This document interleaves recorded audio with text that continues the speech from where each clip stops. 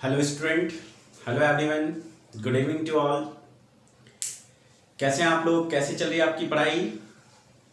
बढ़िया चल रही है। चलो भाई, सब कोई हर कोई जल्दी जल्दी से जुड़ जाओ। जो भी लाइव नहीं है वो आ जाएं। और फर्स्ट लेक्चर हम लोग का हो चुका है फिजिक्स का। तो फर्स्ट लेक्चर में हम लोग अभी जो फिजिक्स स्टार्ट किए हैं, एक्चुअली फिजिक्स नहीं, फिजिक्स एक पार्ट होता है मैथ्स का, इसलिए मैथ्स स्टार्ट किए। तो फिजिक्स में जो इंपॉर्टेंट मैथ्स है, जहां पे मैथ्स का कैलकुलेशन आता है हमारे लिए, जो हमारी फिजिक्स को इजी बनाता है, उन सब चीजों को एक साथ हम एनालिसिस कर रहे हैं, एक साथ चीजों को पढ़ रहे हैं, ताकि पूरे अगले 2 साल की जर्नी में हमें कोई परेशानी नहीं आए मैथमेटिकल टर्म में।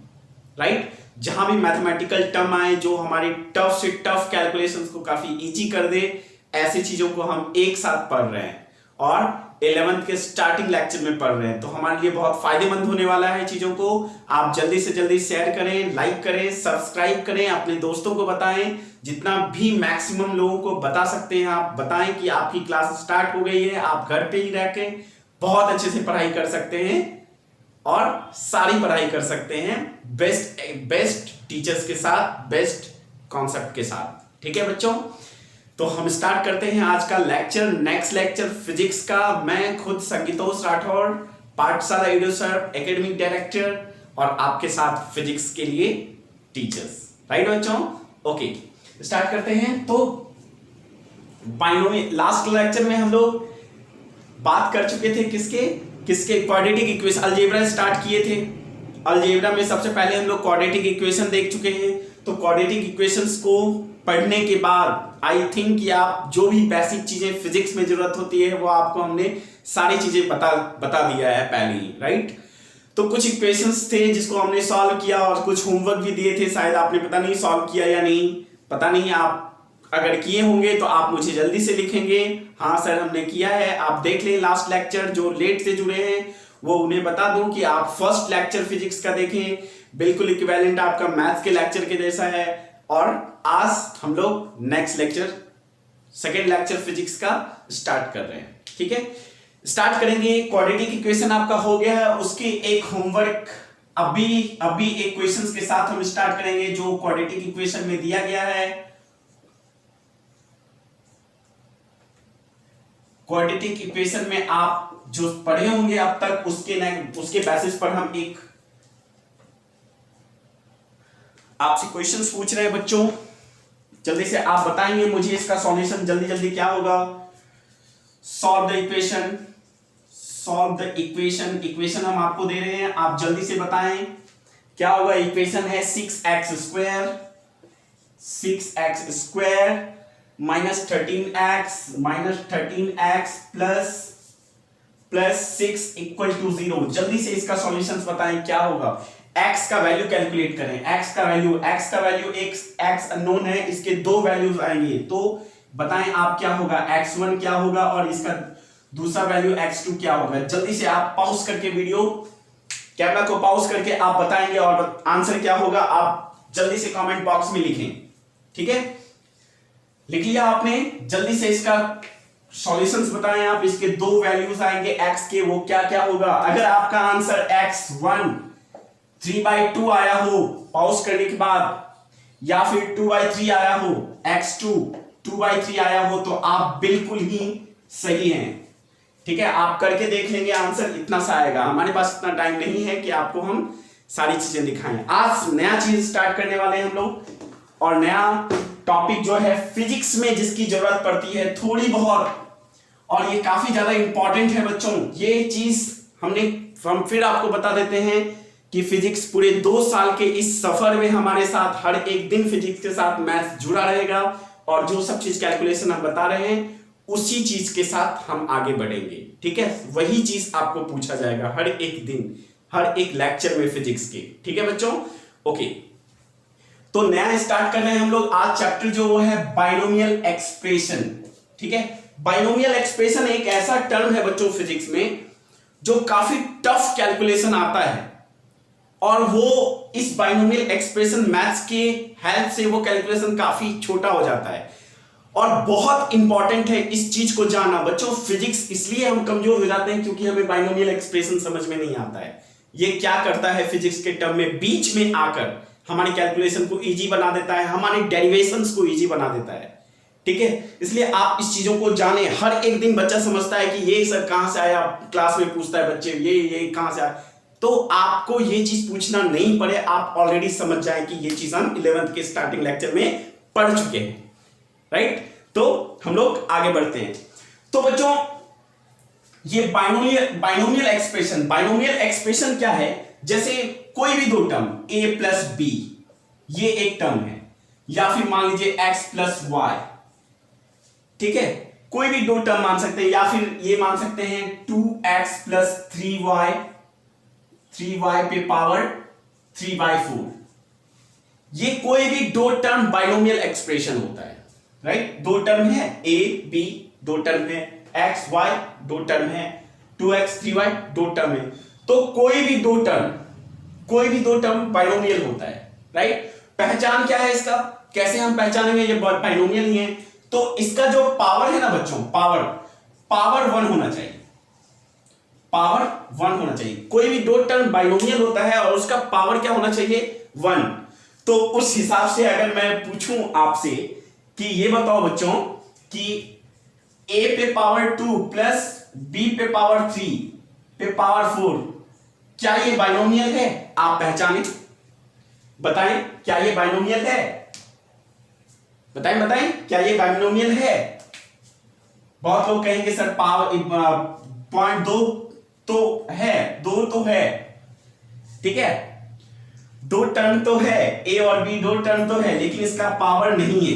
तो बच्चों क्या हम इसे ऐसे लिख सकते हैं, क्या p a स्क्वायर को p मान ले और b क्यूब को q मान ले? तो अब एक्सप्रेशन देखो तो कैसे रिड्यूस हो जाएगा, क्या ये हो जाएगा p प्लस q पे पावर 4। तो क्या ये बाइनोमियल है? हां सर, ये बाइनोमियल है। तो ये टर्म भी बाइनोमियल है। हम कैसे मैथ्स लगाकर, अपने एप्लीकेशंस को लगाकर इजी कर दें, इस पर डिपेंड करता है हमारा।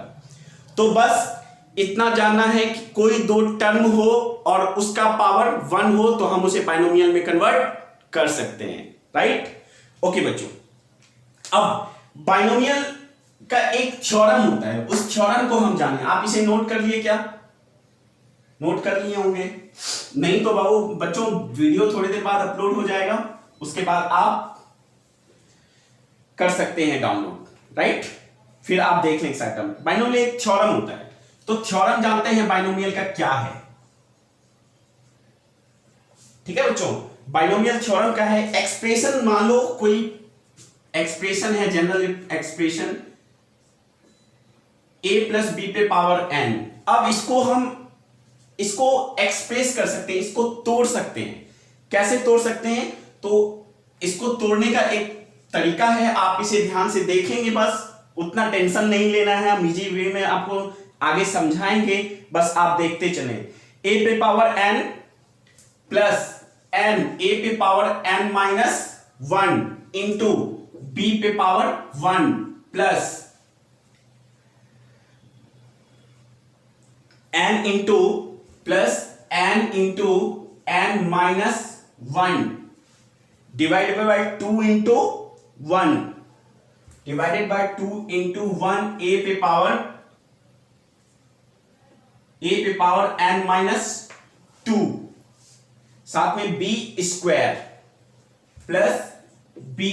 Square plus and so on. अब हो जाएगा n into n minus 2 by 3 into 1 पे a इंटू n माइनस 3 बे पे पावर क्यूब। इस तरह से टर्म जो होता है ये चलता होगा। तो ये होता है बाइनोमियल एक्सप्रेशन। ठीक है बच्चों, यहां पे एक चीज ध्यान देना है, क्या ये जो b है ना, ये v काफी छोटा होता है, वेरी स्मॉल होता है, वेरी स्मॉल। जब ये b जो है काफी स्मॉल होगा तो आप देखिए यहां पे b है, एक तो b बहुत छोटा है a के कंपैरिजन में।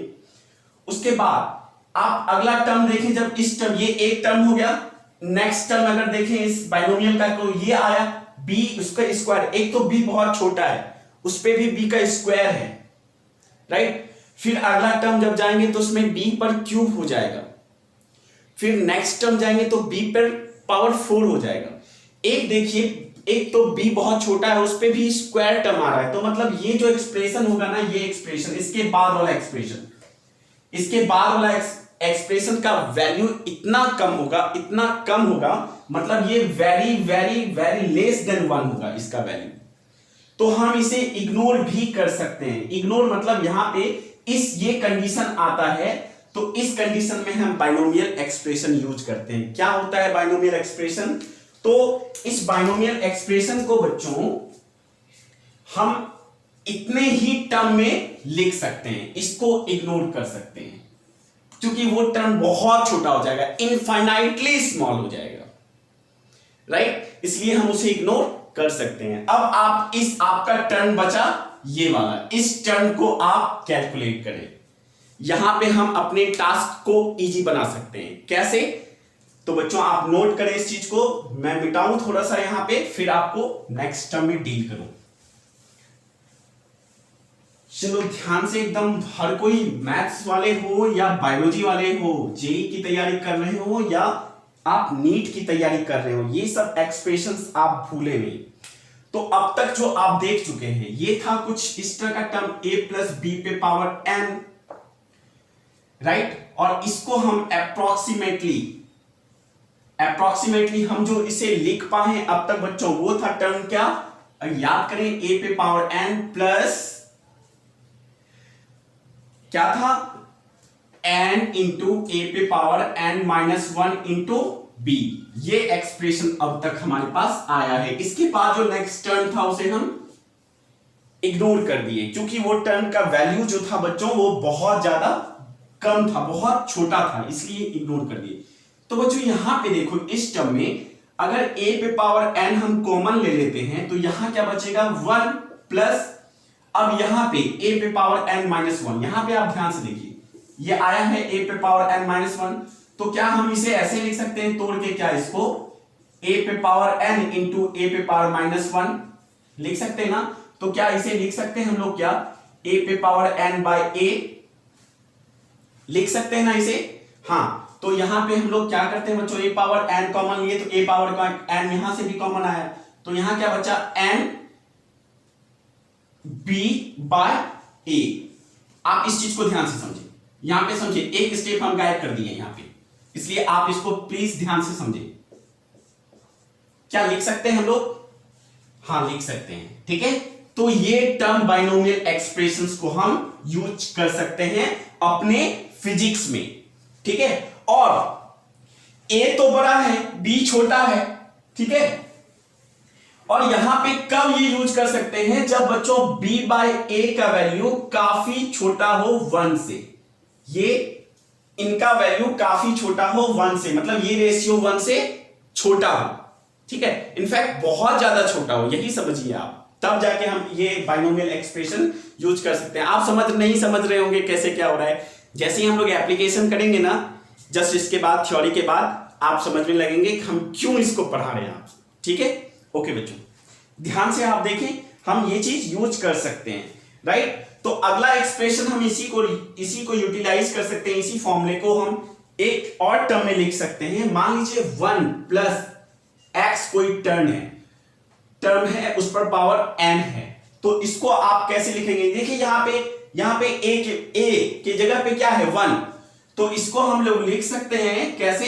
a के जगह पे क्या है? 1, तो 1 लिखे ना लिखे क्या फर्क पड़ता है? इनटू, ठीक है, 1 प्लस, अब n पावर है, इसका पावर जो होता है मल्टीप्लाई में आता है, n प्लस x। और ये टर्म जो अभी हम लिखे हैं, इस टर्म को हम हर एक दिन फिजिक्स में यूज करेंगे। ये टर्म जो है हर एक दिन फिजिक्स में यूज आएगा, इसलिए आप इसको इंपॉर्टेंट लिख सकते हैं। ये वाला टर्म हम फिर से बॉक्स में बंद कर रहे हैं, तिजोरी में बंद कर रहे हैं, और इसे 7 स्टार हम मार्क कर रहे हैं, और ये बता रहे हैं कि हर एक दिन इस एक्सप्रेशन को यूज करेंगे।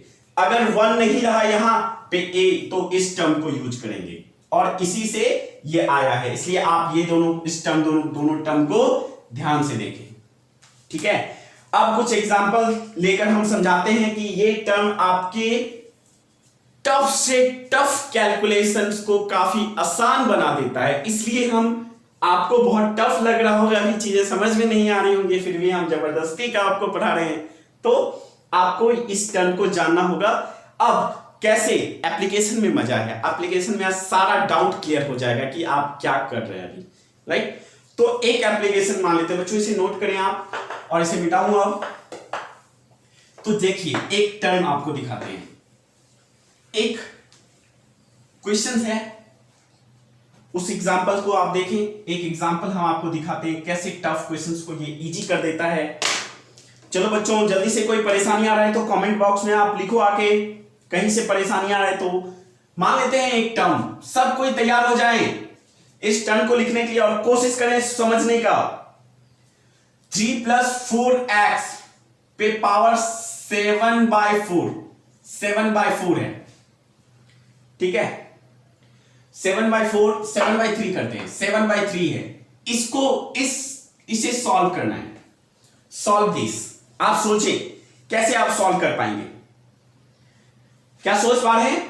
चलिए अब हम करते हैं, हमारे पास टाइम कम है इसलिए अब हम करते हैं इस चीज को, इसके चीज का सॉल्यूशन निकाले चलते हैं। इसको सॉल्व करना था हमें, ठीक है, सॉल्व करना है। तो अब इसका सॉल्यूशन की ओर बढ़ते हैं। देखिए एक टफ कैलकुलेशन है, इसको पावर 7/3, यार टफ है कैलकुलेशन यार, इजी नहीं कर पाएंगे। तो देखिए इजी हम कर रहे हैं इसका कैलकुलेशन, कैसे कर रहे हैं? बाइनोमियल थ्योरम यूज करके। तो हम जानते हैं अभी जो फॉर्मूला पढ़े हैं तो वो पढ़े हैं 1 + x पे पावर n इक्वल टू, इसे लिख सकते हैं, इस एक्सप्रेशन को हम लिख सकते हैं किस तरह से?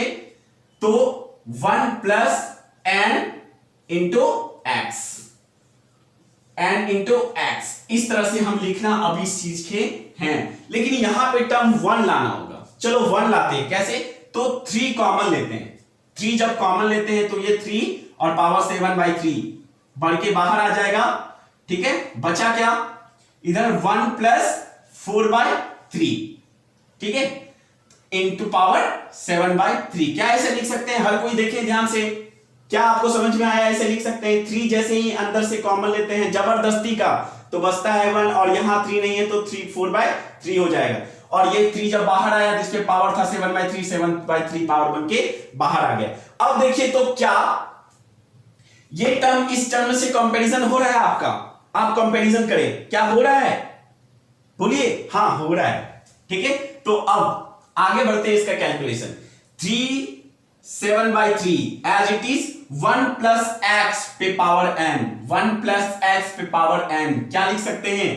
1 प्लस पावर जो होता है वो मल्टीप्लाई में आ जाता है 7/3 इंटू 4, और x तो भूल गए, x पावर खत्म। अब 7/3 जो अकॉर्डिंग पावर था वो खत्म हो गया पावर, अब इजी हो गया।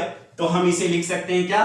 3 7/3 इंटू 1 + 28x/3। देखिए ये एक्सप्रेशन यहां पे जो भी हो, ये एक्सप्रेशन कितना इजी हो गया। हर कोई देख सकता है कि ये एक्सप्रेशन कितना इजी हो गया। जो कि ये एक्सप्रेशन क्या था बच्चों? यहां पे हम लोग लिख सकते हैं 3 + 4x पे पावर 7/3। इस एक्सप्रेशन को कितना इजी वे में हम लोग लिख लिए। 3 + 4x पे पावर 7/3 का ये फॉर्म आ गया, कितना इजी फॉर्म आया।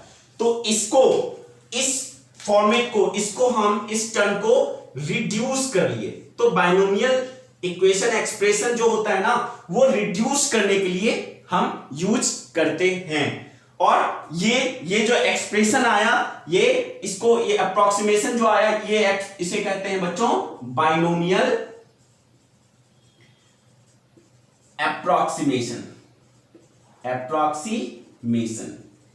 तो बाइनोमियल एक्सप्रेशन या बाइनोमियल अप्रोक्सीमेशन जो हम यूज करते हैं वो अपने टफ से टफ कैलकुलेशंस को काफी आसान करने के लिए, बनाने के लिए हम इस चीज का यूज करते हैं, ठीक है बच्चों। अब इसके एप्लीकेशन बनाते हैं फिजिक्स के टर्म में, कि फिजिक्स के टर्म में इसका एप्लीकेशन किस तरह से हम करते हैं। तो इसे मिटाते हैं। आप इस फॉर्मूला को 5 स्टार 7 स्टार कितना भी स्टार डाल सकते हैं आप अपने तिजोरी में। इंपॉर्टेंट से इंपॉर्टेंट चीज है, यही आपका कीमती सामान है जिसे तिजोरी में रखने की जरूरत है। तो बॉक्स में बंद करके आप इसे अपने यादों की तिजोरी में बंद करके रख लें, ठीक है, कभी भी गलती से भी चोरी ना हो जाए, खुल के बाहर ना चला जाए, इसलिए आप ध्यान से रखेंगे। Okay fine. नेक्स्ट फिजिक्स में जो ये आप 1 प्लस क्या क्या x पे पावर n का अप्रोक्सीमेशन आपने देखा, क्या होता है, इसे लिख सकते हैं 1 n x, ठीक है। हम बार बार लिखेंगे, हम छोड़ेंगे नहीं, क्योंकि हम फिजिक्स में भी बार बार लिखेंगे और वहां पे याद दिलाएंगे आपको लेक्चर, ठीक है। ओके ठीक है। अब देखिए इस चीज को यूज कैसे किया गया। जैसे एक सवाल बोलते हैं, एक क्वेश्चंस लिखते हैं, क्वेश्चंस हम लिखेंगे the mass of a body, question लिखेंगे सब, the mass of a body at rest is 10 kg, जैसे एम नॉट भी कहते हैं, 10 kg, ठीक है। द बॉडी is moving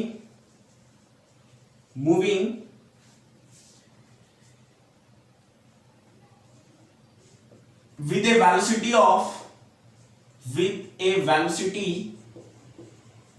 पहले रेस्ट में था, अब मूव करना स्टार्ट हुआ, moving with a velocity v, ठीक है।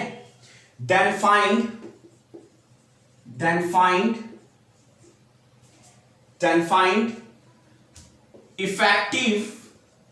Effective mass of a body. आप बिल्कुल नहीं घबराएं, क्या क्या क्वेश्चंस चल रहा है, 11th आए नहीं कि सब कुछ एकदम से लगता है कुछ पढ़े ही नहीं है, ऐसा फील ना करें आप, ठीक है। सब कुछ धीरे धीरे समझ में आएगा, सब एडजस्ट हो जाएगा और आप सीखते रहें, ठीक है। देखिए कह रहा है कि कोई बॉडी है, जब रेस्ट में बॉडी है, बॉडी अगर रेस्ट में है, बॉडी अगर रेस्ट में है तो इसका मास है m नॉट और इसका वैल्यू है 10 kg।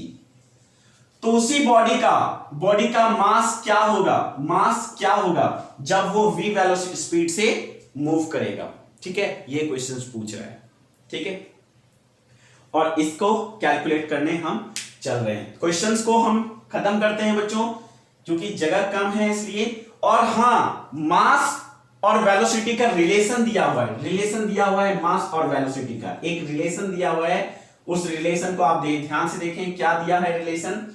तो रिलेशन दिया है बच्चों कि m, ये m, ठीक है, इसे m डैश मान लो, m dash equal to m nought क्या है, mass of the body at rest, equal to ये by 1 minus v square by c square. Actually ये एक्सप्रेशंस हम आपको एक छोटा सा जानकारी देते हैं जनरल नॉलेज के लिए कि ये आइंस्टाइन का मास डिफेक्ट है, ठीक है। आगे पढ़ेंगे आप, अभी नहीं पढ़ेंगे, वो एक्सप्रेशन है ये, ठीक है।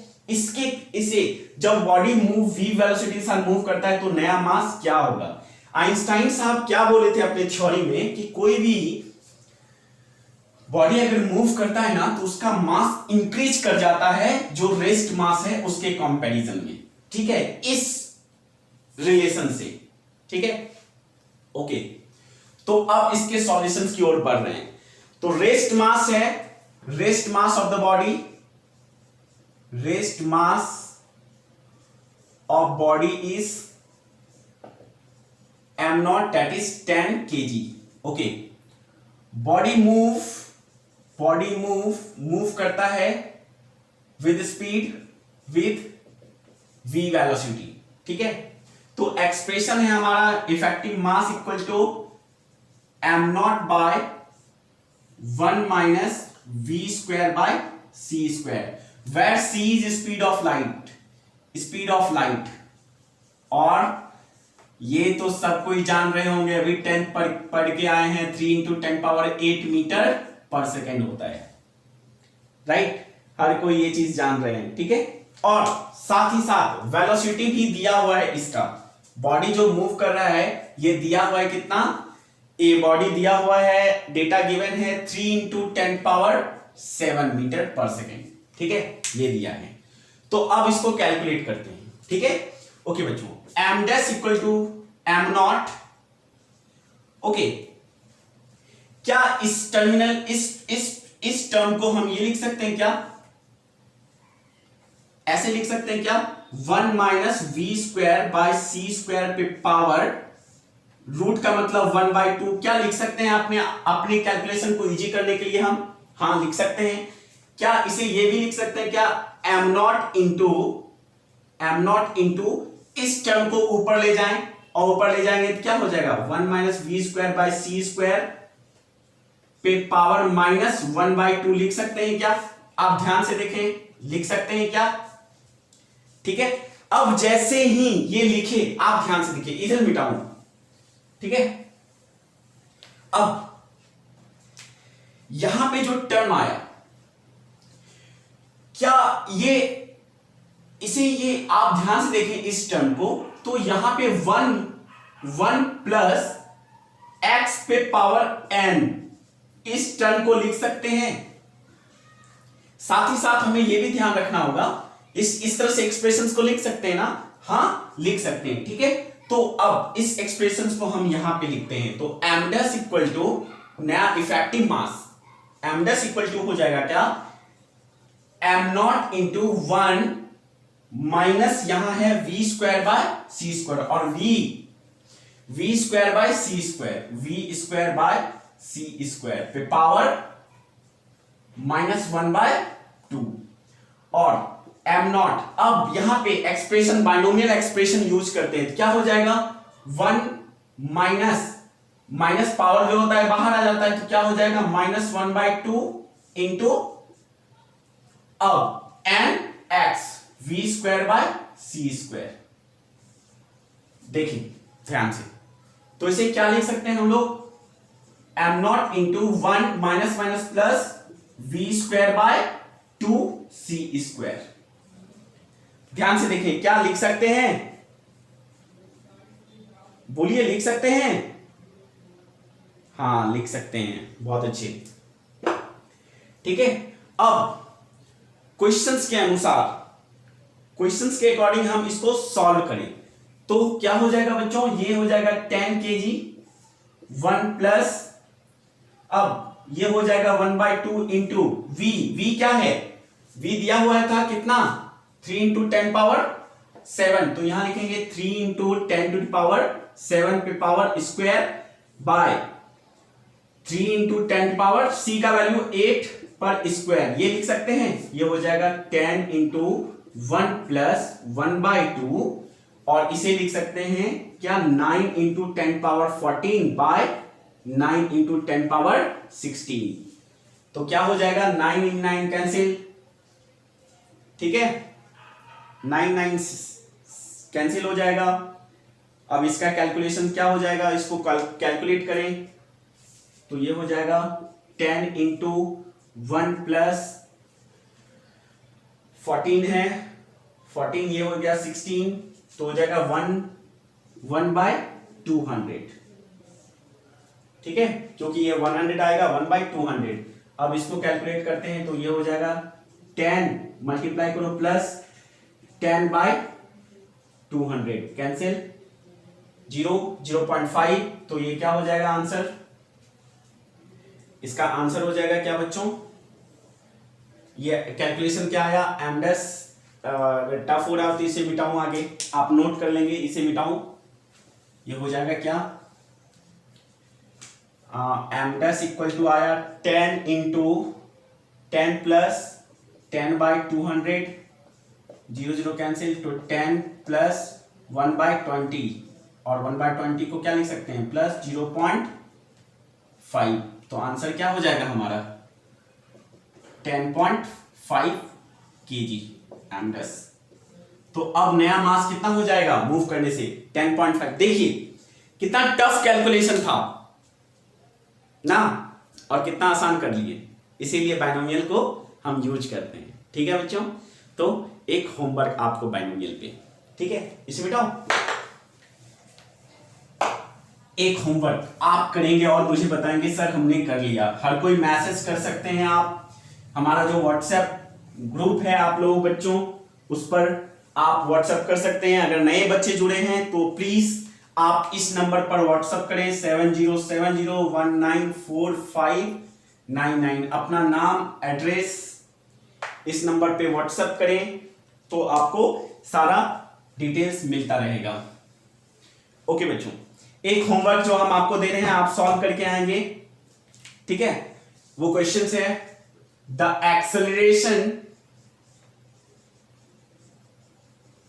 Acceleration due to gravity,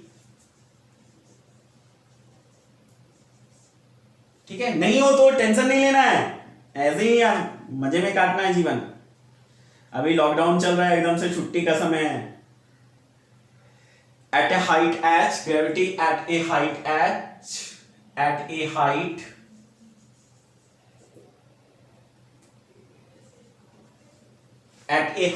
h above the surface of earth, above the surface of earth, above the surface of earth is given by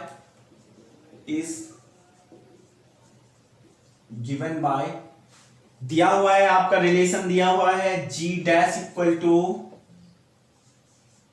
g r square by r plus h का square, r plus h का square, ये आपका relation दिया हुआ है। और g का value, g dash का वैल्यू निकालना है, g डैश का वैल्यू क्या होगा, ठीक है। आप कोशिश करेंगे, हर कोई कोशिश करेंगे। ये क्या होगा मैं बता दूं कि एक छोटा सा हिंट्स कि ये अर्थ, अगर मान लो इसे अर्थ, ये हमारी माँ है, धरती माँ है, और ये हुआ इसका इनका रेडियस, ठीक है। और h हाइट पर यहां से कुछ h सर्टेन हाइट है, यहां पर g का वैल्यू पूछा गया है, g डैश यहीं पे क्या होगा। इजी है, आप इसे बाइनोमियल एक्सप्रेशंस की टर्म में कन्वर्ट करें और बनाएं और निकालें यहां पे g का value in very easy calculations, right. आप ट्राई करते रहें, ट्राई करने के बाद आंसर आने वाला है, आप लोग ट्राई करें। उसके बाद जब तक आंसर ये नहीं आए, आंसर आएगा बच्चों ये g dash equal to g into, जब आप बाइनोमियल एक्सप्रेशंस को यूज करेंगे, इजी करेंगे अपने कैलकुलेशन को, 2 ये आएगा 2h बाय r, ये आने वाला है आपका आंसर, सॉल्यूशन। आप इस चीज को ट्राई करेंगे हर कोई, ठीक है। फिर बताएंगे मुझे कि हाँ sir, yes we have done it, ठीक है। ओके, ये चीजें हो गई। और आज अब इतना ही बस, फॉर्मूला जो, अब सब बात की एक बात, सब चीजें अलग और ये फॉर्मूला अलग। बाइनोमियल एक्सप्रेशन का फॉर्मूला आया 1 प्लस, अरे बोलो यार, 1 प्लस एक्स पे पावर, बहुत बड़ा हो गया, कोई बात नहीं, इतना ही इंपॉर्टेंट फॉर्मूला भी है। Power n equal to 1 plus power जो होता है वो मल्टीप्लाई में आ जाता है n इंटू एक्स। हम इस एक्सप्रेशन को रिड्यूस करके ये एक्सप्रेशन लिख सकते हैं, ठीक है। इंपॉर्टेंट, आप नोट कर लें हर कोई बच्चों, ठीक है। ओके, हर कोई यूज करें। और ये था हमारा binomial expression. Binomial expression almost and हो गया है, ठीक है। अब अलजेब्रा का नेक्स्ट टॉपिक क्वाड्रेटिक इक्वेशन हो गया, बाइनोमियल एक्सप्रेशन हो गया, ठीक है। फॉर्मूला भी इंपॉर्टेंट चीजें आ गई हमारी, ठीक है। इसे मिटाऊंगा। नेक्स्ट हम स्टार्ट कर रहे हैं जो ऑलरेडी आप पढ़ चुके हैं, मैथ्स वाले टीचर्स हमारे प्यारे दीपक सर आपको सब कुछ पढ़ा चुके हैं और मेरा भी काफी मदद करते हैं वो, क्योंकि बच्चों को जो जरूरत की फिजिक्स होती है वो मैथ्स बता देते हैं, इसलिए हमारे लिए बहुत आसान हो जाता है, हो जाती है चीजें, ठीक है। फिर भी हम कुछ चीजें, एक दो चीजें बता देते हैं, क्योंकि आप तो पढ़ चुके हैं मैथ्स वाले टीचर से, इतने अच्छे टीचर से, आप हमसे क्या पढ़ेंगे, ठीक है। फिर भी थोड़ा सा चीज हम बता देते हैं। उन्होंने लॉगरिथम स्टार्ट किया था पहले, तो अब उसमें ज्यादा चीज तो हम पढ़ा नहीं पाएंगे, लेकिन छोटी छोटी बातें, एकदम प्यारी प्यारी बातें हम लॉगरिथम पे कर सकते हैं, ठीक है बच्चों। तो लॉग पे हम एकदम छोटी छोटी बातें करते हैं, एकदम छोटा सा बात, ठीक है। लॉग, लॉग का मतलब लॉग से कुछ याद आता है ऐसे लॉग, ठीक है। लॉग कहीं लिखा है 5, तो लॉग 5 का मतलब क्या हुआ? लॉग 5 का सिंपली कुछ नहीं लिखा है, तो लॉग 5 का मतलब सिंपल सा हुआ लॉग 10 बेस 5, ठीक है। सब खेल बेस पे है, ठीक है बच्चों। तो इस एक्सप्रेशन को log 5 का मतलब log 10 बेस हम लिख सकते हैं। कुछ प्रॉपर्टीज है log का जो ऑलरेडी आप पढ़ चुके हैं, लेकिन हम भी कुछ फिजिक्स में, एकदम फिजिक्स में जरूरत पड़ता है यार। जो सब चीज पढ़ा रहे हैं ना, सच में विश्वास मानो कि ये फिजिक्स में हर एक दिन काम आएगा, इसलिए आप ध्यान से पढ़ें, बहुत मजा लेकर, मजे से पढ़ें, एकदम मजा लें इस चीज को, ठीक है। तो फिजिक्स का विश्वास, बिलीव मी, फिजिक्स बहुत आसान है। आप स्टार्टिंग का लेक्चर जो है ना, मैथ्स का एक्सप्रेशंस को कायदे से जान लें कि ये कैसे कैसे हो रहा है, ठीक है, कैसे कैसे क्या हो रहा है, प्रॉपर्टीज देखें। आप देखें क्या बच्चे कंफ्यूज कर जाते हैं कहां कहां। अगर कहीं आता है लॉग टर्म, लॉग टर्म आता है m/n, तो हम फिजिक्स वाले इसे डायरेक्टली लिख देते हैं ऐसे log m minus log n। तो बच्चे खास करके बायोलॉजी वाले जो नीट की तैयारी करते हैं वो कंफ्यूज हो जाते हैं कि सर क्या क्या करने लगते हैं यार। आप भी मतलब से एकदम से टॉर्चर करने का आप सोच लेते हैं कि कैसे बच्चों को टॉर्चर करना है। नहीं, एक्चुअली ये प्रॉपर्टी है जो आज जान ले आप, ये प्रॉपर्टी है लॉगरिथम का जो आज जान ले, आपको कभी जीवन में दिक्कत नहीं होने वाला है, ठीक है। उसी तरह से एक और टर्म हम जब भी कभी लिखते हैं क्या, m इंटू एन, तो बच्चे फिर कंफ्यूज कर जाते हैं और इस टर्म को हम बहुत अच्छे से लिखते हैं log m plus log n। हाँ बोलो ना, हाँ। तो ये टर्म जब भी लिखते हैं तो बच्चे कंफ्यूज हो जाते हैं, लेकिन कुछ बच्चे साइमल्टेनियसली, कुछ बच्चे उसी क्लास में समझ जाते हैं, अरे ये तो टीचर पहले ही बोल दिए थे, इसलिए हमने तो तभी कर लिया था डन, इसलिए वो मजा में रहता है उस वक्त, ठीक है। ठीक उसी तरह एक और एक्सप्रेशन हम लिखते हैं log का a, log ऐसे है a पे पावर n, तो इसको इजी वे में करने के लिए हम लिखते हैं n log a। तो भी बच्चा कंफ्यूज, अरे वो होता है, होने दो, आप ना भूलें कि ये सब प्रॉपर्टी है log का। अगर इस टर्म में है तो हम इस टर्म में लिख सकते हैं, अगर हमें जरूरत पड़े तो। अगर log इस टर्म में है तो हम इस टर्म में लिख सकते हैं अगर हमें जरूरत पड़े तो। और ये सबसे ज्यादा तो यही यूज होता है, पावर जो होता है वो बाहर आ जाता है और a जो होता है वो रहता ही नहीं है, ठीक है बच्चों। ये सब चीज, जैसे एक एग्जांपल आपको दिखाएंगे हम अभी, ठीक है। ये चीज, तीनों चीज देख लिए, एक एग्जांपल आपको दिखाते हैं, हालांकि सब पे दिखाएंगे, पर एक अभी दिखा रहे हैं एग्जांपल। कैसे ऑलरेडी आप जानते हैं, इसलिए ध्यान से बायो वाले बच्चे प्लीज, आप उतना ही, आपको उतना ही जरूरत पड़ेगा। मैथ्स वाले को तो फिर भी वो पढ़ लेते हैं, मैथ्स में जेई वाला एस्पिरेंट्स हैं वो मैथ्स में पढ़ लेते हैं बहुत एडवांस तरीके से, पर बायोलॉजी वाले आपके लिए दिक्कत हो सकता है। इसलिए आप प्लीज हमारे लेक्चर्स को ध्यान से समझें, क्योंकि हम आपको उतना ही बताएंगे जितना फिजिक्स में आपको जरूरत पड़ेगा। ऐसे ही मैथ समझ में नहीं आती होगी आपको ना, ओके कोई बात नहीं। तो एक क्वेश्चन लो, जैसे कोई टर्म है y इक्वल टू 8 पावर 27, जरा इसे सॉल्व करके कोई बताए तो क्या होगा, इसका बना के दिखाए तो। अरे यार घिसते रह जाओगे,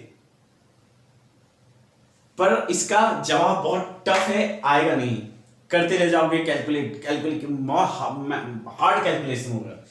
तो इसको इजी करने के लिए हम क्या करते हैं, बहुत आसान, दोनों साइड हम लॉग लेते हैं, दोनों side, log y equal to log 8 पे पावर 27। देखिए 8 पे पावर 27, क्या ये टर्म इस एक्सप्रेशन पे आ गया क्या, log a पे पावर n, और इसे हम लिख सकते हैं, पावर जो होता है वो बाहर आ जाता है तो n इंटू log a लिख सकते हैं। तो इस एक्सप्रेशन को अब हम लिखेंगे, क्या लिखेंगे, 27 बाहर आ गया, log 8 लिख सकते हैं ना। ओके, log 8 का मतलब log बेस 10 है, तो 27 और log 8 को भी हम कैलकुलेट कर सकते हैं, इजी कर सकते हैं। कैसे लिख सकते हैं, इसे लिख सकते हैं 2 पे पावर 3, देखिए लिख सकते हैं। अब फिर एक बार, मोदी सरकार नहीं, 3 बाहर कर दिए, क्या हो गया 3 इंटू 27 log 2 बेस 10 हो गया क्या? अरे देखो ना यार, हाँ तो इसे मल्टीप्लाई किया तो 3 जा 1 8 81 log 2 हो गया। अरे बोलो ना यार, हो गया। अब बच्चों एक लॉग टेबल अभी हमको थोड़ी देर में आपको बताने वाले हैं। लॉग टेबल यूज करेंगे तो ये जो log 2 है ना बेस 10, इसका वैल्यू आता है 0.301। तो अब इसे लिख दें 81 इंटू 0.301। ये log y का वैल्यू नहीं, log y का वैल्यू आ गया।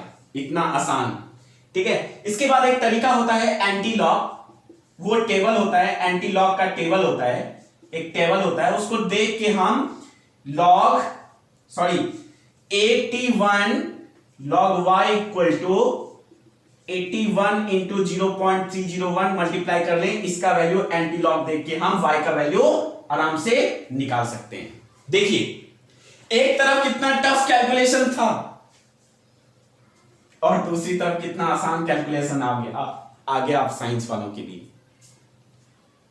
ये होता है मैथ्स, जो टफ से टफ चीज होता है उसको काफी इजी बना देना, ये होता है मैथ्स। इसलिए फिजिक्स में मैथ्स की काफी जरूरत है ताकि आप बेसिक चीजें समझ पाएं।